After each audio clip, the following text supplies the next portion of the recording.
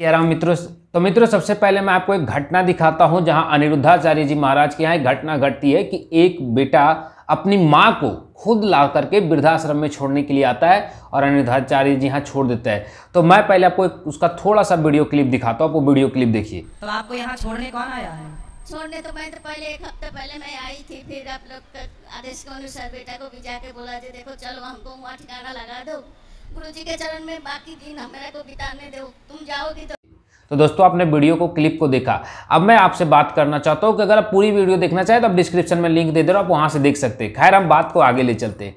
अब इस घटना से क्या अंजाम निकला। एक बेटा अपनी माँ को खुद अपने हाथों से वृद्धाश्रम छोड़ने आया है। इसमें कुछ लोग एक बेटे का निंदा कर रहे हैं। मैंने बहुत सारे कमेंट में पढ़ने आया कि ऐसा बेटा नहीं होना चाहिए, ऐसी बहू को डूब मरना चाहिए। आखिर मैं एक चीज़ आपसे पूछना चाहता हूँ, इसमें बेटे और बहू की क्या गलती है? कुछ मेरी बातों को समझने का अर्थ कोशिश कीजिएगा। मैं किसी को बुरा या भला नहीं कर रहा हूँ, पर समझने का एक कोशिश कीजिएगा दोस्तों कि इसमें बेटे और पुतों को क्या गलती है। आखिर जो पुतों आपके घर में है वो भी किसी की बेटी है और उसे किसी ना किसी संस्कार की अभाव है। यहाँ पे महत्व संस्कार रखता है। आज देखिए, जिस लड़के की जिस बेटे ने उसे छोड़ने आया है वो पढ़ा लिखा है, उसकी बात से लग जाएगा वो पैसे वाला है और छोड़ने आया है। इसका अर्थ है, देखिए क्या है हमारे देश में, हम अपने बच्चे को बनाना चाहते हैं डॉक्टर, हम अपने बच्चे को बनाना चाहते हैं इंजीनियर, हम अपने बच्चे को बनाना चाहते हैं साइंटिस्ट, लेकिन हम बच्चे को अपना कभी संस्कारी बनाने पर ध्यान नहीं देते। हम चाहते हैं कि हमारा बच्चा अमेरिका के जैसा है, अमेरिकन लड़के के जैसा एक इंग्लिश स्कूल में पढ़े और इंग्लिश फटाफट बोले, लेकिन वही लड़का अगर 18 साल के बाद हमें वृद्धाश्रम में अमेरिकन के जैसा छोड़ दे तो फिर छातियाँ पीटते। फिर हमें बताइए तब क्यों नहीं बुरा लगता है। इस देश दुनिया में सबसे ज़्यादा अपने माता को पिता को वृद्धाश्रम में छोड़ने वाला देश है जापान। जब आप अपने बच्चे को जापानी स्कूल में पढ़ाना चाहते हैं, जब अपने बच्चे को जापान के जैसा टेक्नोलॉजी देना चाहते हैं, तो फिर आप अपने बच्चे से वृद्धाश्रम में क्यों नहीं रहना चाहते हैं? तब आप कहिएगा कि ये हिंदुस्तान है, ये जापान और अमेरिका नहीं। तो यही तो मैं भी कह रहा हूँ कि ये हिंदुस्तान है और इसे हिंदुस्तान बनाने के लिए चाहिए वो संस्कार। भैया, जो भी मेरी वीडियो को देख रहे हैं, आप अपने बच्चों को संस्कार दें।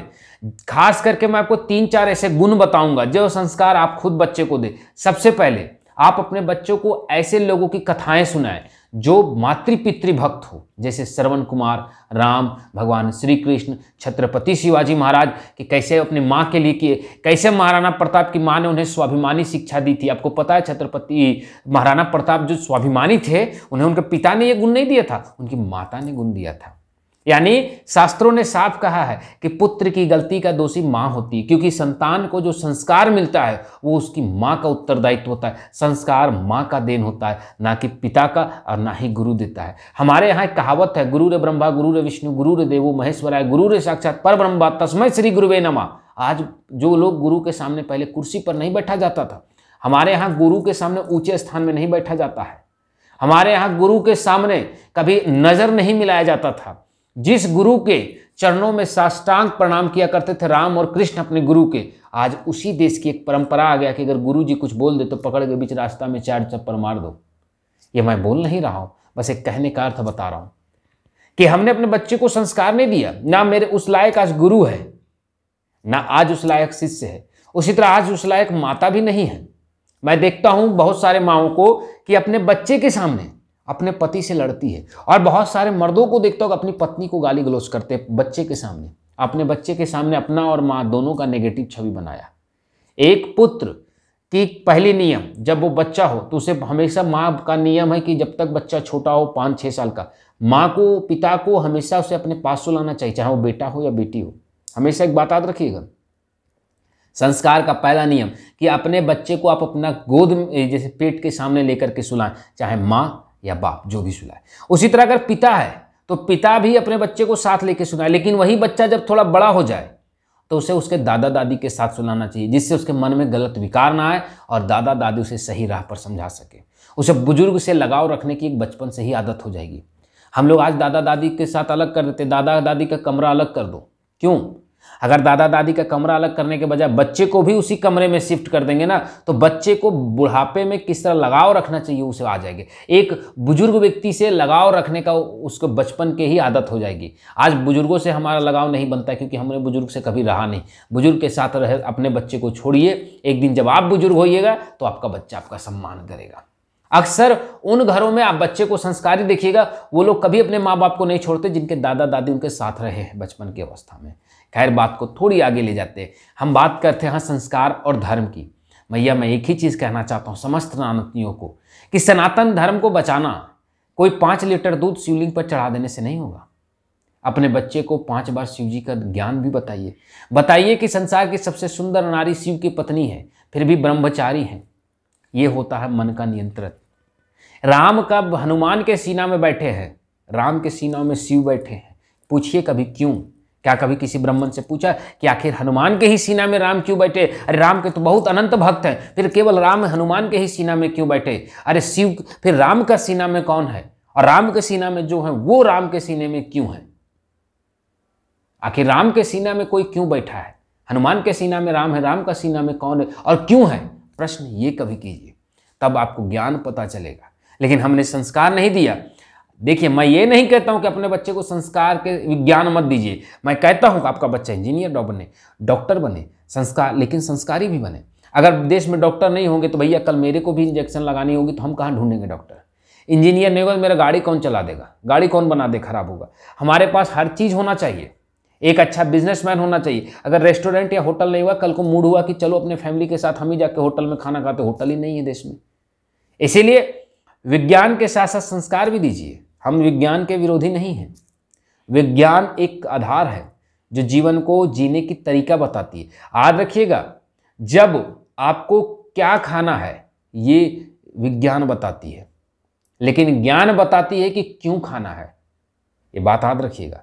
ज्ञान आपको विज्ञान आपको क्या बताती है कि सुबह उठ करके 4 बजे क्या करिए, लेकिन ज्ञान आपको बताता है जिंदगी का आधार क्या बनाइए। आपको आईएएस बनना है, ये आपका ज्ञान बताता है। विज्ञान तय नहीं करती कि आपको आईएएस है। आज पूछिए किसी आईएएस से, क्या विज्ञान उसके अंदर था कि वो आईएएस बना? विज्ञान पढ़ के बना, बट उसका ज्ञान बोला कि विज्ञान पढ़ो, तब वो विज्ञान पढ़ा। इसलिए ज्ञान और ज्ञान को ही संस्कार का प्रतिरूप कहा गया है। इसीलिए कुछ लोगों से मैं साफ कहना चाहता हूं कि अपने बच्चे को संस्कार दीजिए। मेरी बातें कुछ लोगों को बुरी लगेगी, बट सीधी सी बात कहना चाहता हूं कि अगर किसी का संतान समाज में कुपात्र निकले तो दोषी माँ बाप होते हैं, गलत माँ बाप होते हैं, समाज के लिए गलत माँ बाप हैं। अगर मान लीजिए कि मेरी एक कहावत हमारे यहाँ कहा गया, कबीरदास ने लिखा, ऊंचे कुल की जननियाँ करनी ऊंच ना हो, सुर सागर सूरा भरा साधु निंदा हो। जब ऊंचे कुल में जना हुआ व्यक्ति अगर नीच कर्म करेगा तो कुल का बदनामी होगा। तो आपका बेटा अगर संस्कारहीन होगा, चरित्रहीन होगा, आपकी बेटी होगी, तो दोषी भी तो आप होंगे। जिम्मेवारी किसकी है? आपकी बेटी अगर चरित्रहीन है तो उंगली आप पर उठेगा, तो उसे चरित्रवान बनाने की जिम्मेवारी आपकी है। आपका बेटा चोरी करेगा तो 100 के बीच में सर आपकी झुकेगी, इसीलिए उसे सभ्य बनाना उत्तरदायी तो आपकी है। ये नहीं कि मेरा बेटा चोर बन गया, समाज अरे 10 को गंदा लड़का से मिलकर गंदा बन गया, क्योंकि गंदा बना आपकी कमजोरी से, आपने उसे ढील दिया। याद रखिएगा, 100 नालायक कुपुत्रों से अच्छा कौरवों की भांति एक श्रवण कुमार जैसा पुत्र है। अगर कौरव जैसे 100 नालायक संतान हो तो भगवान से बोलिए कि उससे अच्छा निसंतान रहें, क्योंकि निसंतान रहेंगे तो थोड़ी दुख होगी, लेकिन 100 संतान जब आंखों के सामने मर जाएगा, उनकी चिता पर जब छातियां पीटने पड़ेगी तो धृतराष्ट्र इसका तकलीफ जानता है। इसीलिए 100 कुपात्र को कभी मत जन्म दीजिए। पुत्र कपूत और सपूत दोनों में अंतर होता है। सपूत बनाइए तो पुत्र, और कपूत बनाइए तो वो विषैली सांप के जहर की भांति है जो कुल का नाश करने के लिए जन्म लेता है। जन्म हर पशु देता है, लेकिन आप भी देते हैं, पर अंतर है कि आप जो जन्म देते हैं आपको संस्कार देनी पड़ती है। मैं ये नहीं कहता हूं कि आप बायोलॉजी मत पढ़ाइए, आप फिजिक्स मत पढ़ाइए, केमिस्ट्री मत पढ़ाइए, लेकिन आपका बेटा केमिस्ट्री, फिजिक्स, बायोलॉजी सब पढ़ता है, लेकिन बगल में जाकर के गांव की ही पड़ोसी वाली लड़की को अगर कोई गंदी इशारा कर दे तो आपकी बदनामी भी होती है। आपकी बदनामी होती है कि आपका बेटा चरित्रहीन है। क्या बायोलॉजी में लिखा हुआ है कि पड़ोसी की लड़की के साथ छेड़खानी मत करो? मुझे एक बात बताइए, कोई भी कमेंट करके बताए, बायोलॉजी, साइंस, फिजिक्स, केमिस्ट्री किस पुस्तक में लिखा है कि लड़की छेड़ना नहीं चाहिए? ये संस्कार कहती है, ये संस्कार का आधार है भैया। सनातन संस्कार की प्रतिरूप है। सभ्यता ही, संस्कृति ही सनातन की प्रतिबिंब है। रावण भी हिंदू था, राम भी हिंदू थे। रावण क्या मुसलमान था? रावण भी सनातनी था। कुछ लोग कहते सनातन धर्म है, तो फिर रावण कौन था? रावण तो अधर्मी था, क्या वो हिंदू नहीं था? अधर्म करते हुए भी हिंदू था, क्योंकि हिंदू धर्म संस्कृति हमारी है। संस्कृति में कुकर्म और कर्म दोनों आते, धर्म अधर्म दोनों आते। सनातन एक परंपरा है और उस परंपरा का धर्म संस्कृति है और असंस्कृति अधर्म है। तो आप धर्म के मार्ग पर तभी चलेंगे जब आपके अंदर संस्कृति होगा। माला तो करमय फिरे, जिभी फिरे मुख माही, मनवा तो चारों दिशाओं फिरे, या तो सुमरन नाही। माना आपने राम राम राम राम फिर रहे हैं, मन चारों तरफ है, वह सुमरन नहीं है। उसी तरह आप दिन रात दया दिखाइए, बहुत बड़ा धर्मात्मा बनाइए, रोज 9 दिन का पाठ करिए, दुर्गा पाठ कीजिए, हनुमान पाठ कीजिए, जितनी पाठ होता है साल भर कीजिए, लेकिन आपका बेटा एक बार जाकर के दारू मुर्गा खा के आ जाए, आपका सब बर्बाद बर्बाद। उस पिता से जाकर के पूछिए जिसकी पुत्री उसके सामने उसके घर छोड़ करके भाग गई किसी और के सामने, सर नहीं उठा पाता है। चरित्रहीन हो जाती है एक नारी तो पिता भाई जीवन भर सर नहीं उठाता है। ये होता है समाज, और ये अब इसमें समाज की कोई गलती नहीं, गलती आपकी संस्कृति की है, आपकी विचार की है। मैं किसी को बुरा नहीं कहना चाहता हूं यहां मां को उसका, ना उसके बेटे को बुरा कह रहा हूं। मैं केवल इतना कह रहा हूं कि बेटा अगर गलत कर रहा है तो कहीं ना कहीं मां ने उसे बचपन में संस्कार नहीं दिए। आखिर एक बात बताइए, एक बचपन की मेरी उम्र थी, मुझे मेरे माँ बाप से संस्कार चाहिए थे, प्रेम चाहिए थे, मेरी माँ बाप ने मुझे प्रेम नहीं दिया। आज अमीर लोगों की एक कहावतें हैं कि अपना बच्चा नौकरानी के गोद में और कुत्ते की बच्ची हमारे गोद में, तो हमसे ज़्यादा तो कुत्ते से लगाव होगा, है ना। आज अमीरों घर की एक नियम दूसरी बन चुकी है कि कुत्ते को खिलाएंगे बिरयानी और पड़ोसी को एक रोटी नहीं पूछेंगे अगर गरीब है तो। अब पड़ोसी काम देगा कि कुत्ता, तो पड़ोसी की नहीं भैया, देश में तो पड़ोसी का काम नहीं। पड़ोसी काम आता है, हमारे गांव में भी है पड़ोसी, हमारे गांव में पड़ोसी है। आप हमारे गांव चलिए, किसी से लड़ जाइए, केवल जान जाए कि आप बाहरी गाँव का है, 200 आदमी लाठी लेकर के आ जाएगा, गारंटी से दे रहे हैं। ये होता है पड़ोसी। किसी का घर में आग लग जाए, हम लोग तो कभी भी फायर ब्रिगेड वाले को नहीं बुलाते किसी के घर में आग लगने के लिए, हम लोग तो बाल्टी से बुझा देते भैया। 300-400 आदमी बाल्टी लेके दौड़ जाते हैं। क्यों? क्योंकि हमने एक दूसरे के लिए किया। हमारे यहाँ आज भी कुत्ते नहीं हैं, हमने 4 रोटियाँ कुत्ते से पहले पड़ोसी को पूछा है। ये सभ्यता संस्कार, अपनी दुनिया को निंदा मत कीजिए, अपनी दिखाए।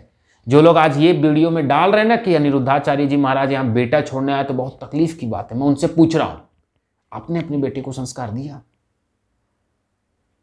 आप इसे सीखिए। चाणक्य ने कहा है कि मनुष्य बुद्धिमान और धर्मात्मा वही होता है जो दूसरे से सीखे। आप इससे सीखिए और एक बार हृदय में हाथ रख करके बोलिए कि आपने जीवन में कभी अधर्म नहीं किया, अपने माता पिता का मन नहीं दुखाया, कभी आपने अपनी सास ससुर का तकलीफ नहीं दिया। बोलिए, दिया होगा। बस उसे हृदय में याद कीजिए। अपने बेटे को संस्कार आप दे रहे हैं, याद कीजिए। राम राम राम राम राम राम राम राम 108 माला जप दिए, इससे क्या हो गया? राम मिल गए? राम मिल गए क्या? राम को पाने के लिए राम जैसे आदर्शवान होता है। दशरथ का मतलब होता है जो 10 इंद्रियों पर वश रखे, उसे दशरथ कहते हैं। तो जो 10 फिर मर्यादा पुरुषोत्तम राम जन्म होता है। जिस घर में दशरथ होते हैं उसी घर में मर्यादा पुरुषोत्तम राम होते हैं, और जिस घर में सत्यवादी राजा वासुदेव होते हैं वहीं कृष्ण वासुदेव पैदा होते हैं, और जिस घर में रावण होता है वहीं मेघनाथ पैदा होता है। ये बात हमेशा याद रखिएगा। तो जैसा संस्कार दी, अब कुछ लोग प्रहलाद का उदाहरण देते। आपको बता दें, प्रहलाद की माता विष्णु भक्त बहुत बड़ी धर्मात्मा थी, और प्रहलाद को संस्कृति उनकी माँ ने दी थी, इसीलिए प्रहलाद धर्मात्मा था। खैर, बात मुद्दे की खत्म कीजिए, एक बात पर आइए कि आप अपने बच्चे को संस्कृति दें। वीडियो बहुत ज़्यादा लंबी हो जाएगी, मैं आपके लिए क्षमा चाहता हूँ। वीडियो देखने के लिए बहुत बहुत धन्यवाद। जय हिंद, जय सिया राम। चैनल को पहली टाइम है इसे लाइक करें और सब्सक्राइब करें, और ज़्यादा से ज़्यादा अपने दोस्तों तक शेयर करें, और हर हिंदू तक भेजें कि कैसे सनातन को बचाना, कैसे अपनी संस्कृति को बचाना। चलिए दोस्तों, वीडियो पर आप पहली बार बने हैं इसलिए हमारे चैनल को लाइक एंड सब्सक्राइब। और एक ही चीज़ कहते हैं कि पहले अपनी संस्कृति, अपनी विज्ञान, तो अपनी संस्कृति, विज्ञान और संस्कृति एक साथ देंगे बच्चे को, तभी हमारा बच्चा सभ्य बनेगा। वरना इंजीनियर बन करके अगर मोबाइल हैकिंग करके किसी का पैसे चोरी करने लगेगा तो वो चोर कहलाएगा। वहीं एक इंजीनियर बन करके अगर सैटेलाइट देश के लिए लॉन्च करेगा तो देशभक्त कहलाएगा, वैज्ञानिक कहलाएगा। अब आपकी मर्जी का आपका बेटा इंजीनियर बन के चोर कहलाए या इंजीनियर बन के साइंटिस्ट या बहुत अच्छा इंजीनियर सभ्य व्यक्ति बनाए, आपकी संस्कृति पर निर्भर। खैर, वीडियो देखने के लिए बहुत बहुत धन्यवाद। वीडियो कैसी लगी कमेंट बॉक्स में जरूर करें, और धर्म की बातों को जानने के लिए, शास्त्र वेदों को जानने के लिए, सनातन परंपराओं को जानने के लिए आइए हमारे साथ बनिए और हमारे चैनल को सब्सक्राइब करिए। जय हिंद, जय सिया।